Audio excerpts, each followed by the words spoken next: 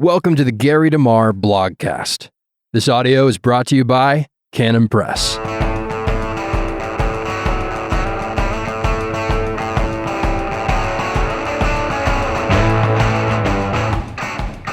Welcome to the Gary Demar blogcast. The topic of today's entry is part one of Former Fundamentalist and Now Atheist Was Duped by Bad Eschatology.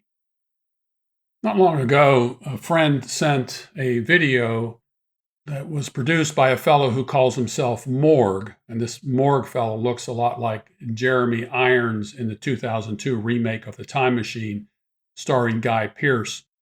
Morg, like the Jeremy Irons character, has long, straight, white hair. And that really doesn't have anything to do with the arguments that he's raised, claiming that Jesus was mistaken about some aspect of Bible prophecy. But it seems like a lot of atheists who kind of abandon the Christian faith have to create in themselves a new entity that puts them in a higher class over the rest of us, that they're Gnostics. They have a special knowledge, they think, and they are superior to the everyday Christian who can read the Bible and come to these conclusions on his or herself. So Morg, as in the place of the dead, I mean, that's the name he goes by, and not Mork, as in Mork and Mindy, claims to know for sure that Jesus lied. And if Jesus lied about this one thing, then how can Jesus be trusted on other matters? It's a logical inference that I accept. If Jesus is wrong in his statement about a prophecy, and it's proven that he was wrong about this prediction about a prophecy, then you can't trust Jesus on other things. And I would go along with that. But was Jesus mistaken about his prediction about the end of the world? This is the wording that Morg uses. And this is Morg's first mistake. Jesus was not describing the end of the world, but the end of the age in Matthew chapter 24, verse 3.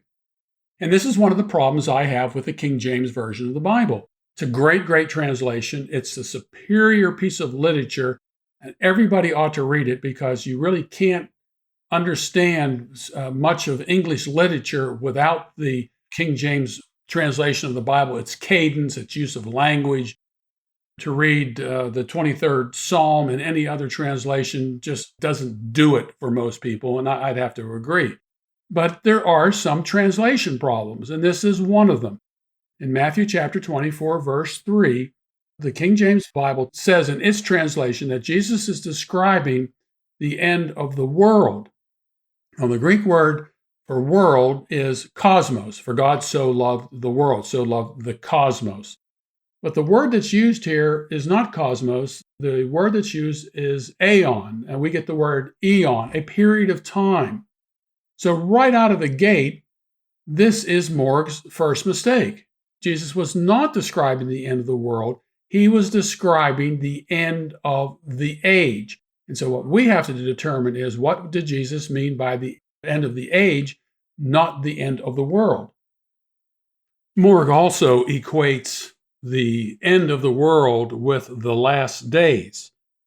But the Bible is very clear. There is no verse that says anything about the end of the world, the end of the cosmos. What the Bible describes as an end of a period of time. And let me run through a couple of these with you. If you look at Hebrews chapter 1, verses 1 and 2. Now, the book of Hebrews is a book which actually is all about the end of the Old Covenant age. If you're going to understand anything about Bible prophecy, you must understand the book of Hebrews and what it's about. The Old Covenant age, with all of its types, the temple, animal sacrifices, the priesthood, all of those things were types of Christ to come. This is why Jesus in Luke chapter 24 could point to all of the Old Testament as directing the reader to him. Read the Bible, it reads towards Jesus Christ as a fulfillment of all these promises. And so what do we find in the book of Hebrews, chapter 1, verses 1 and 2? God, after he spoke long ago to the fathers and the prophets in many portions and in many ways, in these last days has spoken to us in his Son, whom he appointed heir of all things, through whom also he made the ages. Most translations have made the world, but the Greek word here is the same one that's used in Matthew chapter 24, verse 3.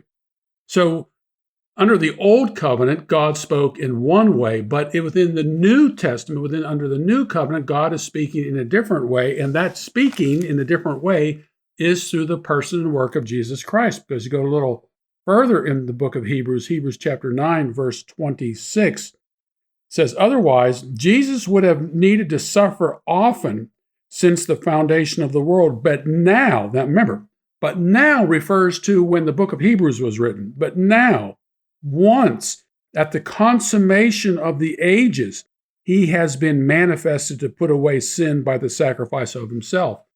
So again, the writer of Hebrews is describing the end of the age, and the end of that age, the telos of the Old Covenant order has in fact come to an end. That's what the word telos means. And then you go to 1 Corinthians chapter 10, verse 11. And Paul is describing in chapter 10 how the Corinthians and Christians in general should avoid Israel's mistakes. And in verse 11 of 1 Corinthians chapter 10, it says, now these things happened to them, that is to Israel, as an example, and they were written for our instruction, upon whom the ends of the ages have come. So, this fellow Morg just doesn't understand his Bible. And some of that may be the result of him growing up in a home that was steeped in dispensational eschatology. Dispensationalists don't get this stuff. The people who are taught an end times perspective, an end times eschatology, of tribulation and antichrists and slaughter and so forth and so on, don't understand what the Bible is saying about this topic. And this guy isn't the only person who's in fact doing that. Understanding what the Bible says about the end of the age explains what Jesus is describing in Matthew chapter 24. He's not describing the end of the cosmos, the end of the world, as the King James Bible translates Matthew chapter 24, verse 3. And look, I understand why the translators would translate the word aeon as world, although they shouldn't have, but it's the end of their world, the end of the Old Covenant world that was passing away. But the Greek word is very specific. It's not cosmos, it's aeon. Morg is not the first person to mistake Jesus' comment in Matthew 24:3 as the end of the cosmos, or to claim that Jesus was mistaken in his claim that Jesus would return in some way before the generation of his day would pass away. That is, that Jesus would return within a 40-year period between AD 30 and AD 70. For example, the atheist Bertrand Russell did it decades ago, and here's what he wrote. I am concerned with Christ as he appears in the gospel narrative as it stands, and there one does find some things that do not seem to be very wise. For one thing, Jesus certainly thought that his second coming would occur in clouds of glory before the death of all the people who were living at that time.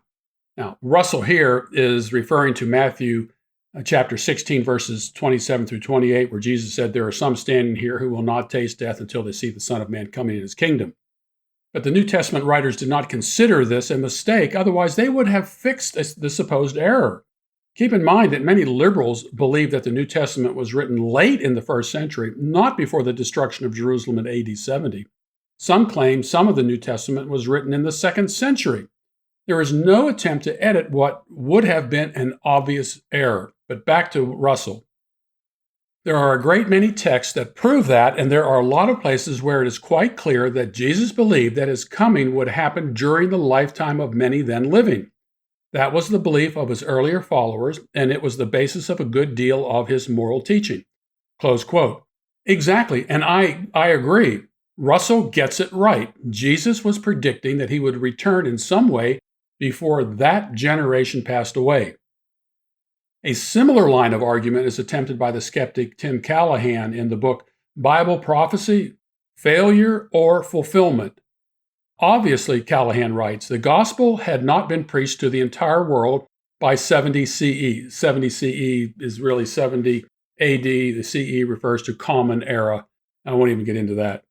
Even if we interpret the whole world as being nothing more than the Roman Empire. He makes a similar mistake by mistranslating the Greek word oikumene in Matthew 24:14, just like Morg does. He doesn't get it. He didn't look at original source documents. That is, he didn't look at the New Testament itself in its original language. Oikumene is a word that illustrates limited geography. The gospel only had to be preached as far as Rome could tax, since the same Greek word is in Luke chapter 2, verse 1, where it says, a decree went out from Caesar Augustus that the whole world be taxed. World here is not cosmos, it's oikumene. Rome could only tax as far as its boundaries permitted it to tax, as far as its soldiers could in fact force compliance. The Apostle Paul tells us that the gospel had been preached, and I'm quoting now, to every creature under heaven, Colossians 1:23. And other places where we read that the gospel was being proclaimed throughout the whole world, Romans 1:8, and had been made known to all the nations, Romans 16:26.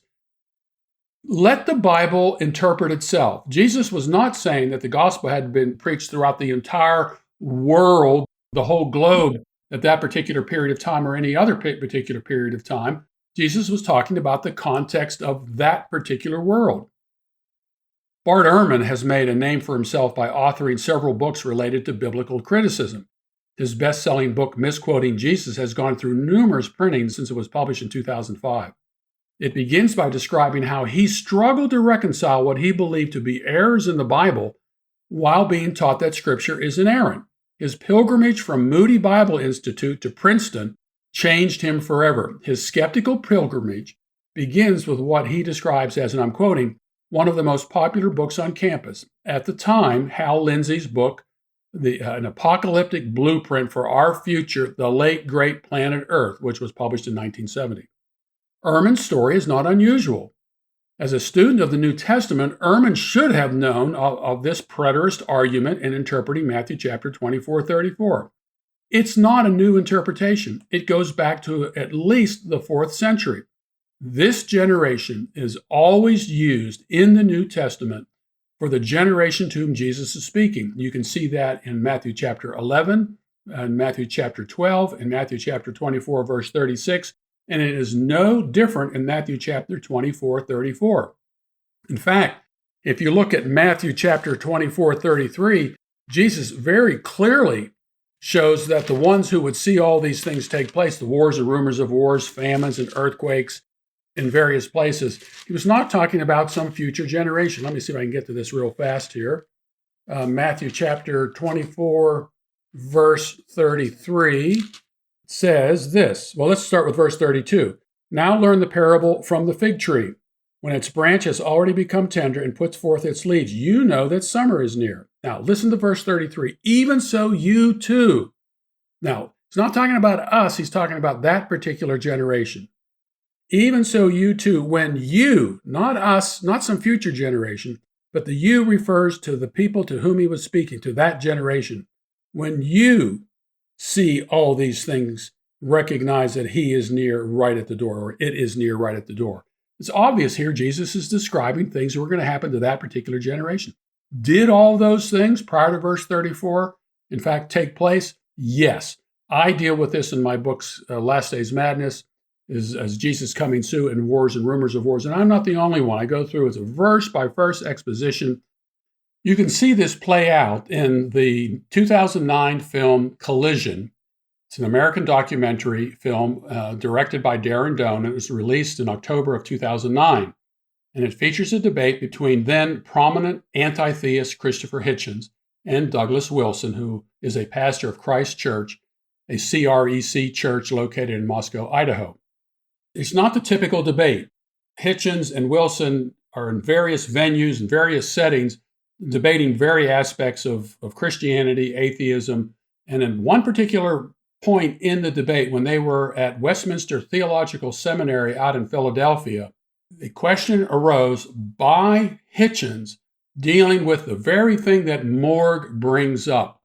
And I asked Darren Doan to explain what took place. And in this 5-minute clip that he sent to me, he describes what took place. He was an eyewitness to this. And we have also a book called Collision by Christopher Hitchens and Douglas Wilson. It's the official study guide, which goes through this as well. So here is the clip that Darren did describing what took place on the debate regarding the authority of the Bible. Then, was Jesus right or wrong in predicting that he would return before that generation passed away? All right, so the backstory to Douglas Wilson, Christopher Hitchens, talking about Matthew 24, there's actually a really interesting backstory that I don't think really ever even told before, which is I actually got to the facility late. There was all these parking issues. And so we ended up parking like a mile away from the event center. So the other crew was there filming. By the time we get there, I think the debate had been going on for already like 20 minutes or so. So I get onto stage, I get my camera, I'm on stage. I think I'm stage right. And I sit down, I get my camera focused, I'm on, and then I kind of settle down on my head, like, okay, here we go. And then the first thing that I hear when I'm there filming is Hitchens, goes after Doug in regards to Jesus not fulfilling his promise of returning during the lifetime of his disciples. And so like, I kind of get hit with like, oh, like, wait, I've kind of missed the whole debate up to this point. And then wait, did Hitchens really just go after Doug on saying that? And I remember looking at the whole room and there was this sense of, wait, what is Doug going to say? And I remember thinking like, wow, I know what I would say, I think I know what Doug's going to say. And then Doug says it and he says it. He says, yes, Jesus did return in the lifetime of his disciples, just like he said he would to destroy the temple. And because the whole setup there was fulfilled prophecy.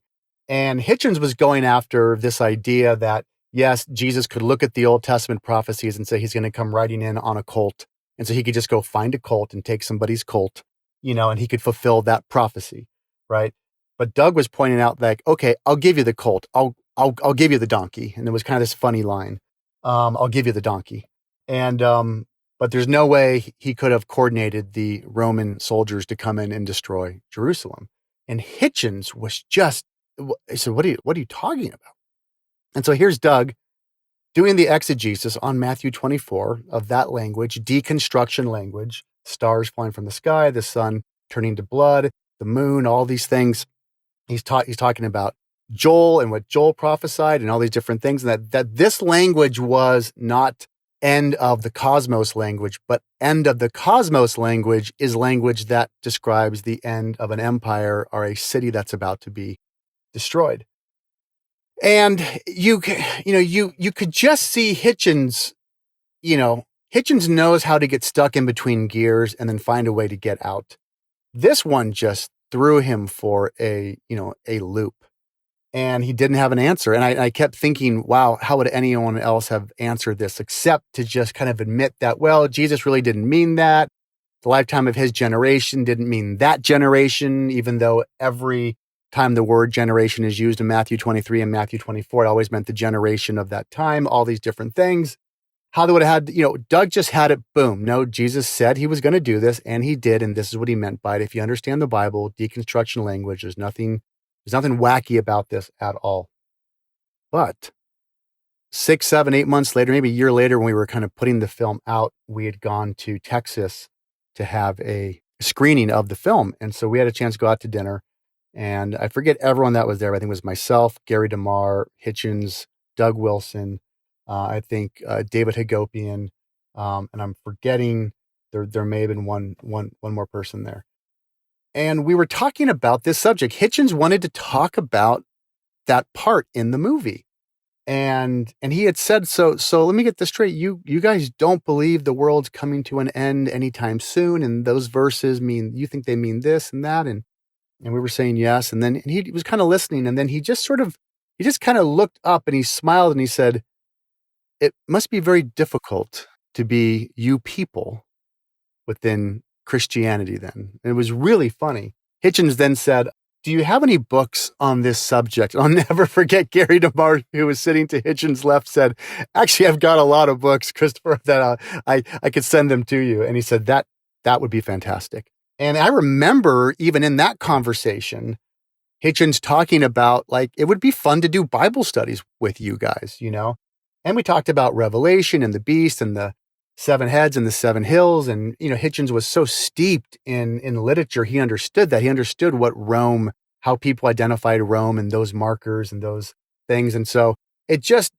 goes to show you that what actually was about to be an aha, I got you moment actually ended up being evangelism. Understanding what the text means and what it meant in the context to the readers of those who were listening to Jesus 2,000 plus years later really became an opportunity for evangelism. You see, Morg was brought up in a family that believed in the end-time system called dispensational premillennialism, and that in the rapture of the church, the Great Tribulation, the rise of Antichrist, and the near destruction of the world. This has been the prevalent system. And Christopher Hitchens, who was a student of the Bible, and he's a very, very bright guy, he knew his stuff and knew how to argue, he was even duped by that particular interpretation. And he got caught because he was sitting next to somebody who understood what the Bible had to say. So it's not surprising, therefore, that Morg is confused about his belief that Jesus was describing the end of the world in Matthew 24, Mark 13, and Luke 21. Jesus was actually describing the end of the old covenant age as well as the old Adamic age, because Jesus is, in fact, the second Adam, and all of that is replaced. So this finishes this episode of the blogcast. I'll come back and deal with more of what Morg has to say in the next edition of this particular topic. Thank you for listening to the Gary Demar blogcast. For more from Gary and American Vision, check out the American Vision collection in the Canon app.